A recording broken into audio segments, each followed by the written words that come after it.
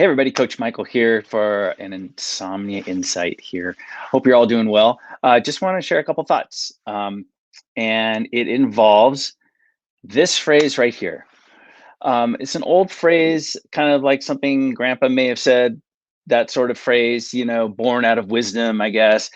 Don't make any big decision at night. And that's probably because people experience a little change in their rational thinking at night.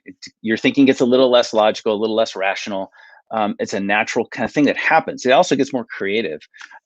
So when the brain has been awake for an extended period of time, thinking logically and rationally gets more challenging. So that's where that phrase originates from. It's been around a long, long time. And so when we are thinking about our sleep, a lot of times we want to address negative thoughts and worries about sleep, that sort of thing. And so we talk about the idea of a thought download. And a thought download is a very helpful thing for anyone to do. It's a way to address negative thoughts or worries, usually about sleep, in a very kind of structured way. And it's not meant to dismiss these thoughts. Is a way to address them. It's not meant to solve them. It's a way to see them. So when you get something off your mind, that's a thought download. You put it on paper, it becomes tangible, you can see it, and it takes a little less amorphous kind of a shape. It's like, it's a thing, right? It's there on paper, you've just written it down. And it's easier to just acknowledge that you're having these thoughts when you actually see them. So writing them down during the daytime is a very helpful exercise, that thought download idea. So during the daytime, you're like I was just saying, your brain is a little more rational, logical. It's daytime, it's light out. Maybe there's a support person around who you can talk to if you need to. It's just less of a pressure, middle of the night kind of situation. So during the daytime, I think is very helpful. When I'm working with a client, I encourage them maybe at lunch or something to do a thought download. And just writing things down makes those thoughts, worries, and makes them tangible. You don't have to act on anything. That's not the purpose of a thought download. It's just to show your brain that you're listening. Like you're having thoughts, they jump in your mind, maybe worries about sleep, that sort of thing. Write them down. Literally put it in a drawer. At night, maybe remind yourself at some point during the night, I did some good thought work, thought processing. It's documented. It's on a piece of paper. It's in the kitchen. I can get to it tomorrow.